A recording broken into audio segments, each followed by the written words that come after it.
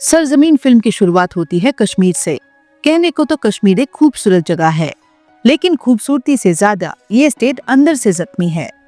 Army area में सभी army man को बताया जाता है कि कश्मीर के इलाके में मोशन नाम का आतंकी है, जो कई बार कश्मीर को नुकसान पहुंचा चुका है। अब उसके अड्डे का पता चल गया है, इसीलिए उस अड्डे को खत्म करने की जिम्मेदारी कर्नल विजय को दी जाती है। विजय पूरी बहादुरी से उन आतंकियों को और उनके अड्डों को खत्म करता है और वो मोशन को जिंदा पकड़ लेता है।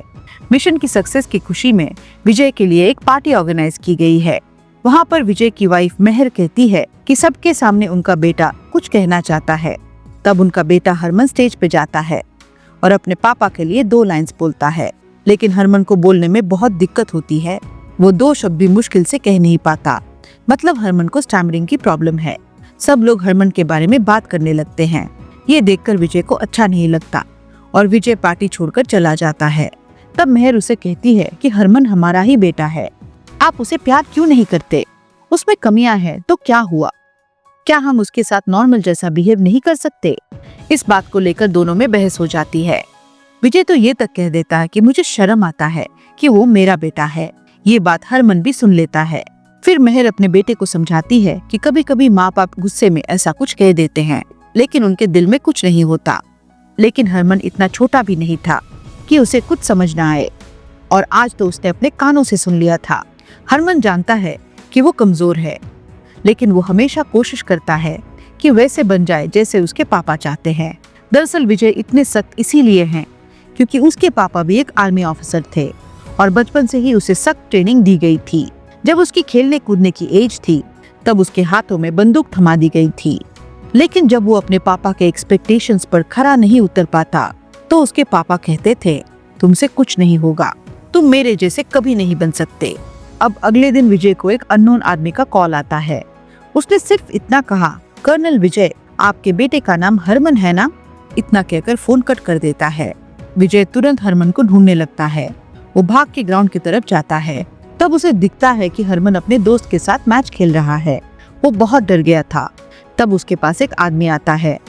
वो कहता है, मेरा बेटा शोएब और आपका बेटा हरमन के बीच बहुत अच्छी दोस्ती है और मेरी सामने ही एक बेकरी है जो अभी 2 महीने पहले ही खोली है। विजय हरमन को घर ले जाता है और वो हरमन को समझाता है कि जब भी घर से बाहर जाओ किसी को बताकर जाना। आज विजय ने अपने बेटे की तारीफ भी की कि तुम अच्छी बैटिंग करते हो और थोड़ी प्रैक्टिस की जरूरत है। दूसरी ओर पुलिस ब्लैक साइट पर विजय ने जिस आदमी को पकड़ा है, वो कहता है, मैं मोशन हूँ ही नहीं और ना ही मैं किसी मोशन को जानता हूँ। आपने गलत आदमी को पकड़ लिया है। उस आदमी के भाई को भी वहाँ रखा गया है। विजय कहता है, तुम मोशन को नहीं जानते हो, लेकिन अपने भाई के चीखों को जरूर पहचानते हो। या तो तुम मान लो कि तुम ही मोशन हो, या फिर मोशन के बारे में बताओ। उल्टा वो आदमी विजय को धमकी देता है कि अगर मेरे भाई को कुछ हुआ तो तुम बहुत पछताओगे।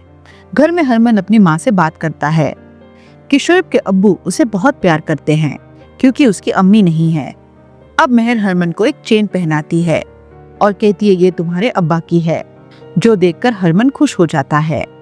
आज ईद है। हरमन और मेहर सबके साथ एंजॉय कर रहे हैं। वहीं हरमन अपने दोस्त शोएब के साथ काम पे लगा है। विजय अपनी ड्यूटी पर है। उसे इन्फॉर्मेशन मिलती है कि बेकरी का एक आदमी आतंकियों से मिला हुआ है। उसे तुरंत शोएब और उसके पापा पर शक होता है। उसे समझ आ जाता है कि उसका बेटा खतरे में है। वो सीधे घर की तरफ निकल पड़ता है। वो मेहर को बार बार कॉल लगाता है, लेकिन नॉइज इतना होता है कि मेहर को फोन कॉल सुनाई नहीं देती। शोएब अपने पापा के इशारे पर हरमन का मुंह बंद करके उसे एक गाड़ी में बांध के ले जाता है। मेहर भी देखती है कि उसके फोन पर विजय की कई मिस कॉल्स है। अब विजय की पूरी टीम उस गाड़ी का पीछा करने लगती है। तभी जिस गाड़ी में हरमन को ले जा रहे हैं, वो अचानक विजय के सामने ब्लास्ट हो जाती है।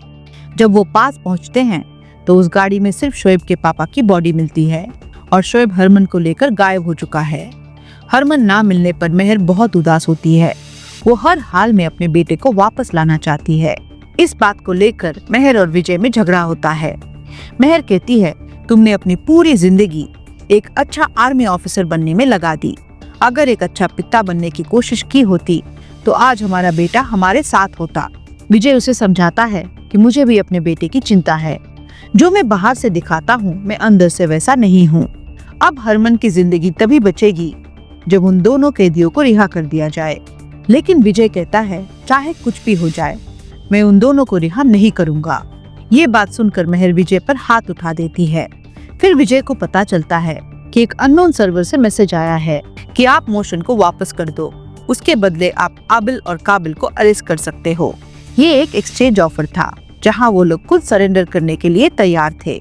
लेकिन विजय का मानना था कि ये सब एक ट्रैप है, वो हमें फंसाना चाहते हैं। रात को फिर से एक अननोन नंबर से विजय को कॉल आता है। उसे एक जगह का पता दिया जाता है। उन 2 आदमियों को ले आओ और अपने बेटे को वापस ले जाओ। अब फैसला तुम्हारे हाथों में है। उसकी हरमन से भी बात करवाई जाती है। हरमन कहता है पापा मुझे बचा लो। लेकिन विजय के लिए देश से बढ़कर कुछ भी नहीं था, तो वो फोन काट देता है। फिर विजय उन दोनों आतंकियों को रिहा कर देता है, लेकिन तुरंत वहीं उन्हें गोली मार देता है। अब मेहर को भी लगता है कि उसका बेटा शायद कभी वापस नहीं आएगा। फिर कहानी फास्ट फॉरवर्ड होती है 8 साल बाद। कश्मीर में इन्वेस्टिगेशन चल रही है। वहीं एक लड़का बताता है कि उसका पूरा नाम हरमन विजय मेनन है। ये नाम सुनते ही विजय वहीं रुक जाता है। विजय उसे देखता है, लेकिन 8 सालों में उसका बेटा पूरी तरह बदल चुका है। ना वो पहले जैसा डरपोक रहा और ना ही वो अब हकलाता है। विजय हरमन की सारी इन्फॉर्मेशन निकालता है। 8 साल पहले मेहर ने अपना बेटा खो दिया था और आज वो सही सलामत उसके सामने खड़ा है। अपनी माँ से मिलकर हरमन बहुत रोता है और फिर वो मेहर और विजय के साथ ही रहने लगता है। इतने सालों तक मेहर अपने पति से नाराज थी, लेकिन आज उसने विजय को माफ कर दिया। अगले दिन विजय देखता है कि हरमन अब बहुत स्ट्रांग हो चुका है। उसके पीठ पर पुराने घाव के निशान है, लेकिन नए कोई निशान नहीं है। अहमद विजय को बताता है कि उसने हरमन को कुछ लड़कों के साथ मार्केट में देखा। उसे भला यहाँ कौन जानता होगा। जब विजय घर आता है तो देखता है कि हरमन उसके रूम से बाहर निकल रहा है। पूछने पर हरमन कहता है मैं आपके लैपटॉप पर बस गेम खेल रहा था, क्योंकि मेरे पास ना फोन है ना लैपटॉप। लेकिन जब विजय लैपटॉप की हिस्ट्री चेक करता है तो सब कुछ डिलीट कर दिया गया था। अब विजय को पता नहीं क्यों, लेकिन हरमन पर शक होने लगता है।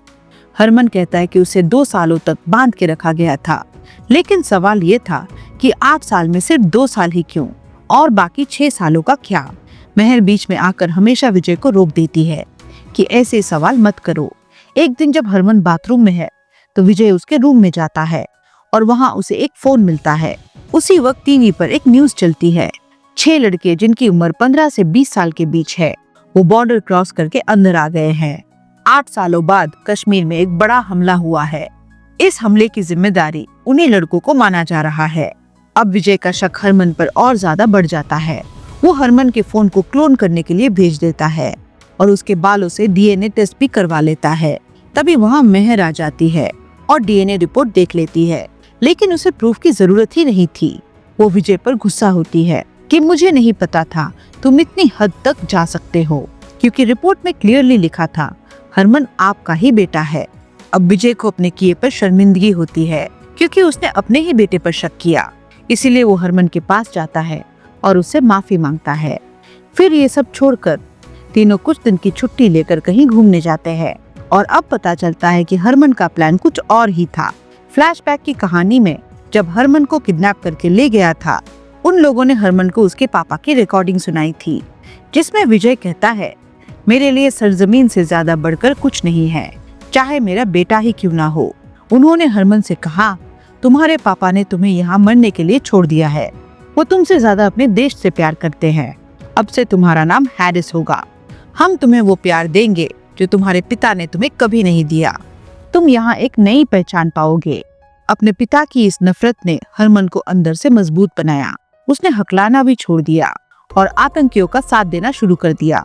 उसने जानबूझकर विजय के सामने अपना असली नाम हरमन बताया, ताकि उसे विजय के घर में रहने का मौका मिल सके और वो आसानी से विजय को मार सके। अभी वापस प्रेजेंट में विजय का दोस्त अहमद देखता है कि विजय ने जो फोन क्लोन करने को भेजा था उसमें अचानक एक्टिविटी शुरू हो गई है।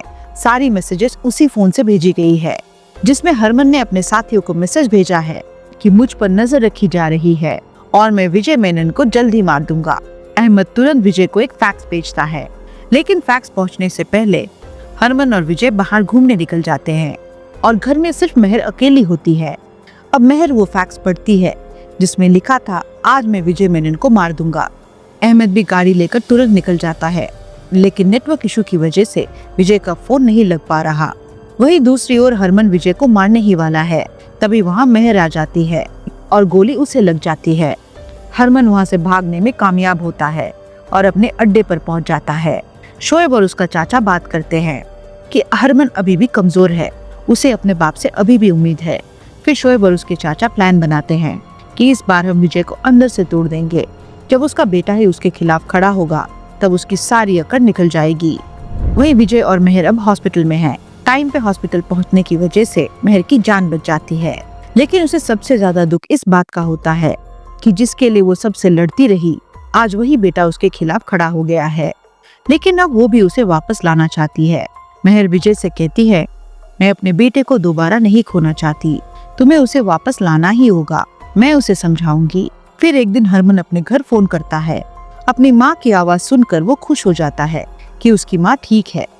बिना कुछ बोले वो फोन रख देता है, लेकिन मेहर को समझ में आ जाता है कि वो हरमन ही था। अब विजय को पता चलता है कि आतंकवादियों की तरफ से एक फैक्स भेजा गया है। वो लोग जनरल कॉलोनी पर अटैक करने वाले हैं, लेकिन आतंकवादी एक दिन पहले ही हमला कर देते हैं। विजय अपनी टीम के साथ तुरंत वहां पहुंचता है। दोनों तरफ से फायरिंग शुरू हो जाती है।